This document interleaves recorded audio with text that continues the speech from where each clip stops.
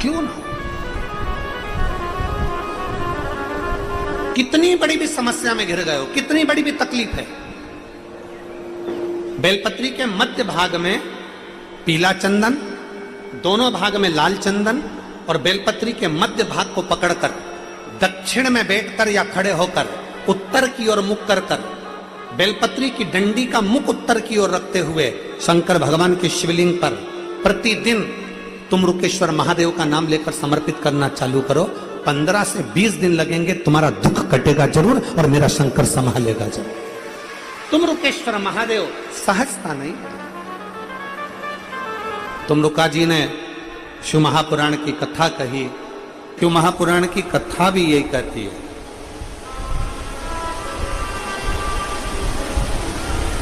कि हम भगवान को निमंत्रण तो देते हैं, हम भगवान से कहते तो जरूर हैं, हम भगवान से प्रार्थना भी करते हैं कि भोलेनाथ आप मेरे घर पर आना, आप मेरे यहाँ आना।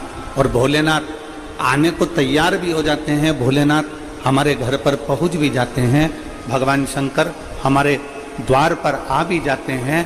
पर हमारी मन रूपी कुर्सी अगर गंदी होगी तो मेरा शंकर उस पर बैठ नहीं पाएगा, मेरा शिव उस पर बैठेगा।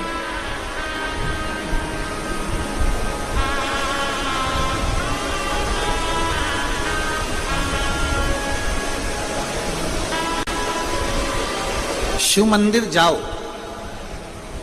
शंकर भगवान को एक लोटा जल चढ़ाओ, शिव जी की चौखट पर पहुंचो, शिवालय पर जाओ। पर शिव महापुराण की कथा कहती है कि शिवालय पर जाइए, शिव महापुराण की कथा में जाइए, मंदिर तक जाइए, पर शिव कथा कहती है कि पहले अपने मन रूपी कुर्सी को साफ कर लीजिए, क्योंकि बाबा को बिठाना यही है।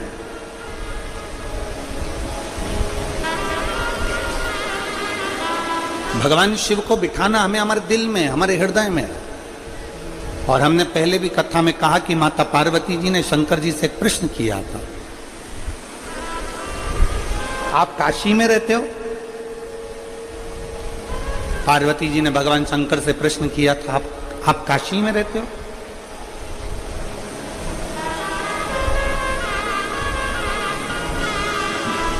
पार्वती जी ने शिव जी से प्रश्न करा था कि आप उज्जैन में रहते हो,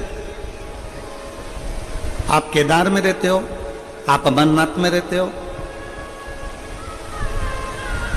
आप गुरुग्राम में रहते हो, आप कुबेरेश्वर धाम में रहते हो, आप ओमकारेश्वर में रहते हो। पार्वती जी ने प्रश्न किया था कि आप रहते कहाँ हो?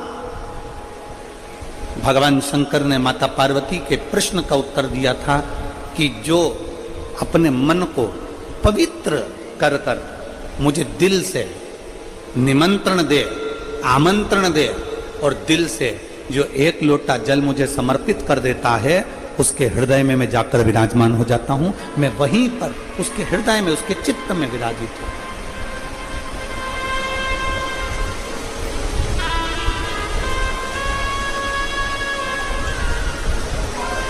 वो मेरी हरियाणा की जीजियां एक भजन बहुत अच्छा गाती हैं।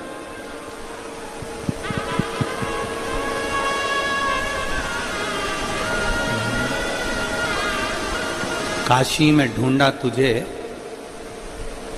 उज्जैनी में पाया है। एक लाइन मेरी हरियाणा की बहनें, मेरी जीजियां बहुत अच्छी गुनगुनाती कि काशी में ढूंढा तुझे, उज्जैनी में पाया, और भक्तों के हृदय, भक्तों के हृदय भोले बाबा का ठिकाना।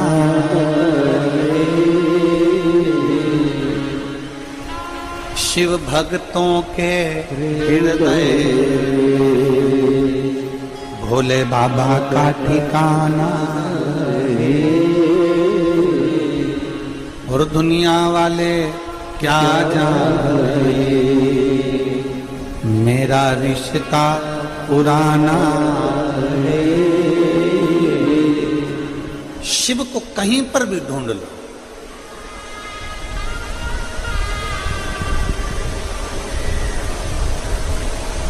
तुम्हारा मन पड़े जहां तुम शंकर को ढूंढने का प्रयास करो, पर शिव को पाने का अगर कोई स्थान है,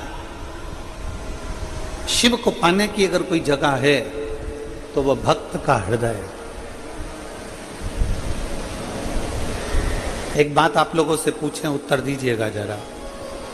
सारे हरियाणा के जितने मेरे शिव भक्त बैठे हैं, मेरी जीजियां, मेरे जीजा, मेरी बेटियां, बेटा, माताएं, भाई, बंधु, सब,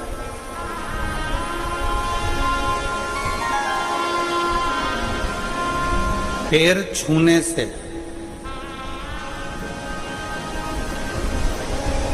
ज्यादा आशीर्वाद मिलता है कि अच्छा कर्म करने पर, दिल छूने पर ज्यादा आशीर्वाद मिलता है। बोलो जरा, बोलो जल्दी बोलो। पैर छूने से ज्यादा आशीर्वाद मिलेगा कि अच्छा कर्म कर कर आप किसी को, कोई रोगी व्यक्ति है, कोई बीमार व्यक्ति है, उसकी तुमने दवाई करा दी, कोई भूखा व्यक्ति है, बहुत दिन से भूखा, उसको भोजन करा दिया, कोई प्यासा है, उसको पानी पिला दिया, कोई तकलीफ में है, उसकी तकलीफ की घड़ी में आप खड़े हो गए।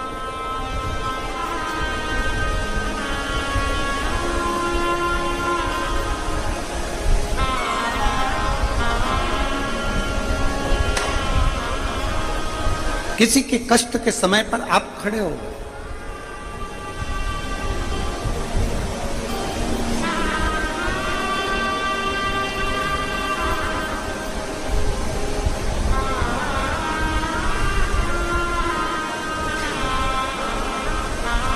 एक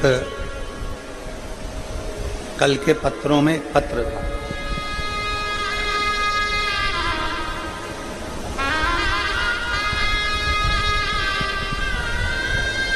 कल के पत्रों में एक पत्र था। मैं वर्धन जी आपको उसके लिए धन्यवाद दूंगा, उस पत्र के लिए।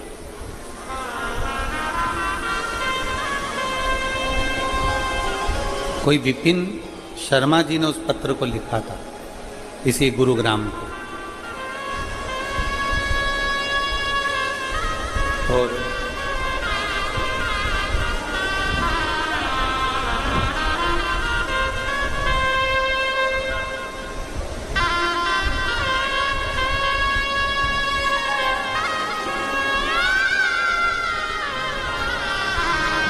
उस पत्र में विपिन शर्मा जी ने एक बात बड़ी अच्छी लिखी थी। गुरुजी उनको हॉस्पिटल में एडमिट नहीं कर रहे थे। हम वर्धन जी के पास में गए और वर्धन जी से हमने कहा कि भैया वो हमारा एडमिट नहीं कर रहे हैं माँ को, और तकलीफ ज़्यादा है, प्राइवेट में पैसा बहुत लग रहा है। वर्धन जी ने तुरंत किसी को फ़ोन किया, फ़ोन कर 15 मिनट के अंदर गुरुजी हमारे पास में मैसेज आता है कि आपकी मम्मी को यहाँ भेज दो, हम एडमिट करते हैं।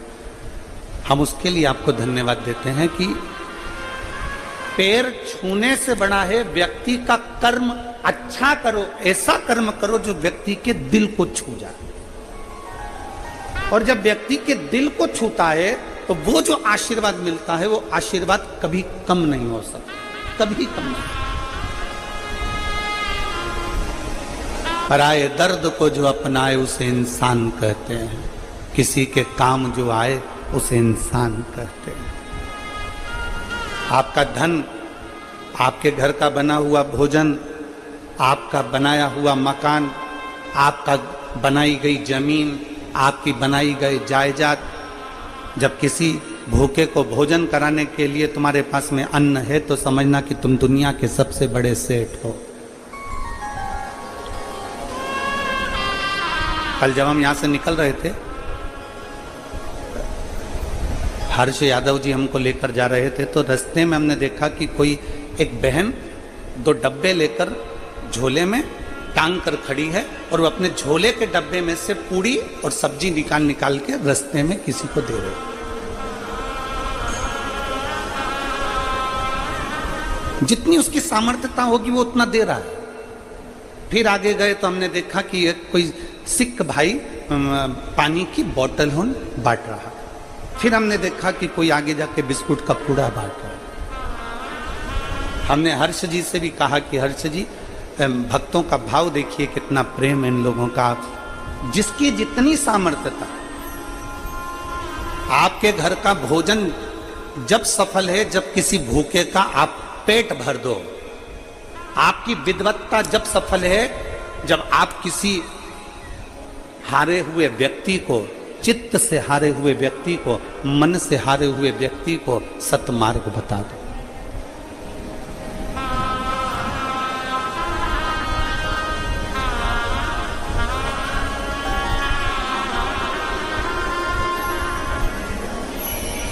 शायद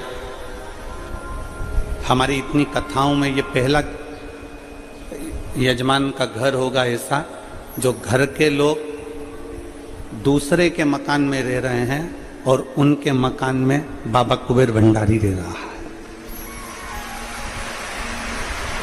शायद हमारे इतिहास में, हमारे देखते देखते, कि बहुओं ने, सभी बहुओं ने अपने अपने कमरे खाली कर कर हमारे साथ में आए हुए पंडितों के लिए, हम लोगों के लिए अपने कक्ष दे दिए। कक्ष तो दिया पूरा की पूरा चेंज कर कर पूरा की पूरा भवन। शायद भवन जब सार्थक है जब तुम्हारे घर में कोई मेहमान आए। आज के जमाने का मेहमान होटल में रुका दिया जाता है, आज के जमाने के मेहमान को कहीं दूसरी जगह रुका दिया जाता है, पर घर में मेहमान के लिए, घर के बुजुर्ग के लिए, घर के बूढ़े के लिए, घर में आए हुए संत साधु के लिए, घर में आए हुए बहन बेटी के लिए, घर में आए हुए बहन जमाई के लिए कोई जगह नहीं रहती। तो फिर वो मकान किस काम का? तो प्रॉपर्टी किस काम की?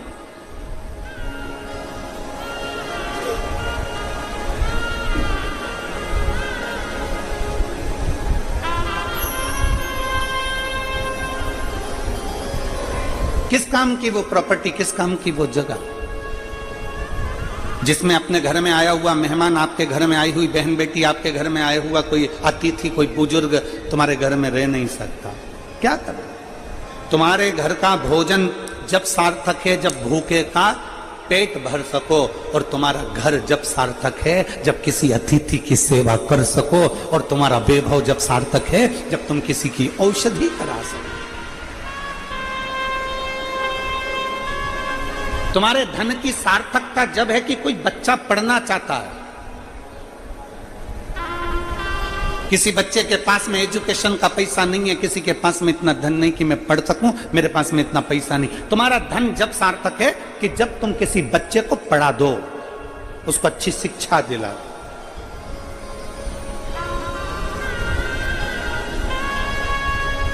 ये तुम्हारी सार्थकता होना चाहिए।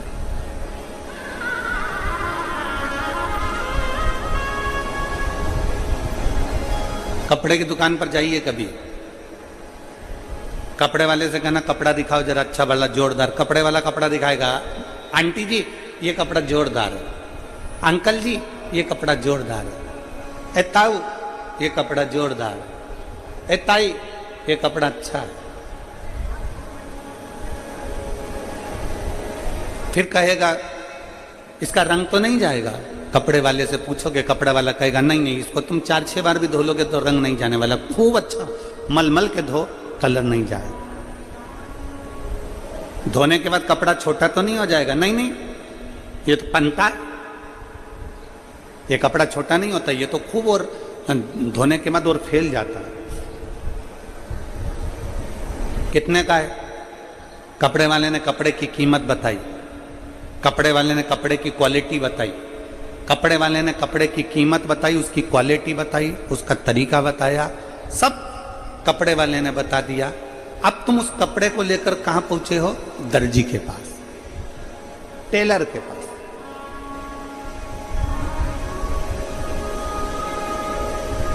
कपड़ा लेकर दर्जी के पास पहुंचे, टेलर के पास पहुंचे, मास्टर के पास पहुंचे। टेलर साहब, दर्जी साहब, ये मेरा कपड़ा है, इसकी मुझे पैंट सिलवाना है, शर्ट सिलवाना है, लो।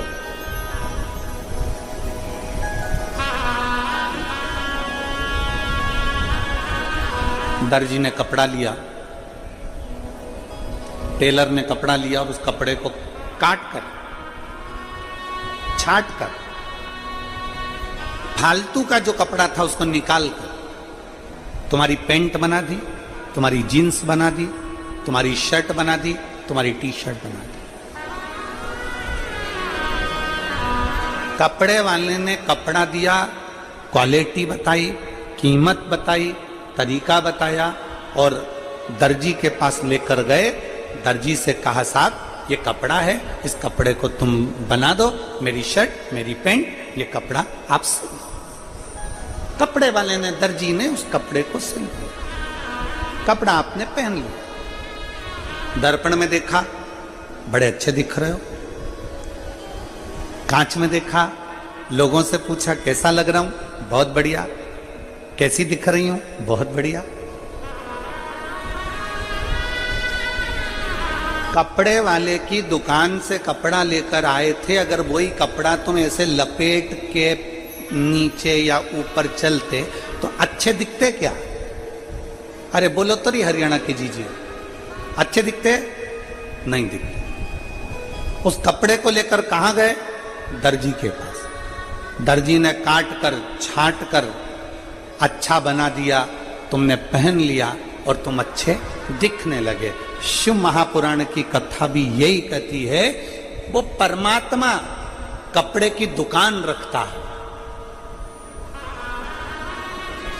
मेरा शिव पूरा कपड़े का थान रखता है, पूरा कपड़े का थान। अलग अलग डिजाइन के कपड़े, अलग अलग क्वालिटी के कपड़े सब उस शंकर के पास में हैं। और जब वो पैदा करता है, मृत्यु लोक में भेजता है, जब वो जन्म देता है, तब ये केवल कपड़ा हमको मिलता है, ये काया हमको मिलती है।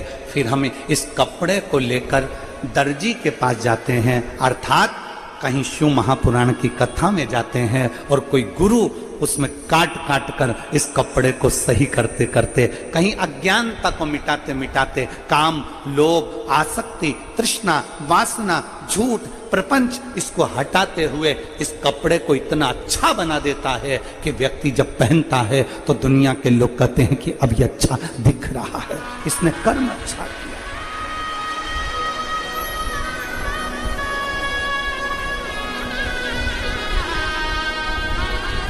उसने तो कपड़ा दिया है, उसने तो काया दी है। उसने कपड़ा दिया, काया दी, और उस काया को ठीक बनाना ये दर्जी का काम है। इस काया को ठीक करना ये किसी सद्गुरु का काम है।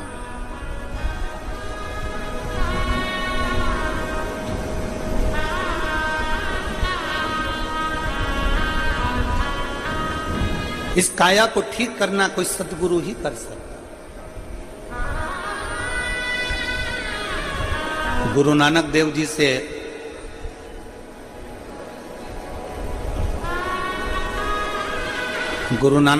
से बाले ने पूछा, गुरु नानक देव जी से पूछा कि प्रभु, है नानक प्रभु, मनुष्य का जन्म क्यों होता है, किस लिए? गुरु नानक देव जी सुन रहे हैं।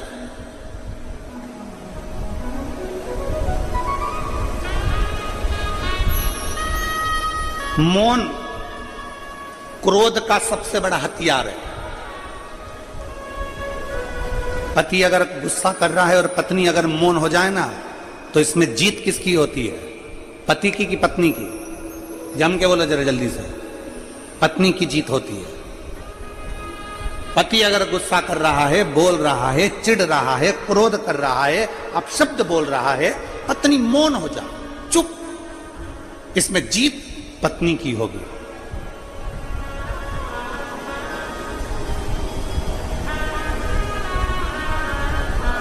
गुरु नानक देव जी मौन,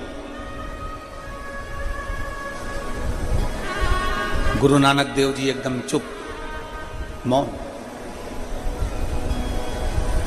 और गुरु नानक देव जी ने बाले ने कहा कि ये मानव का शरीर क्यों मिला है?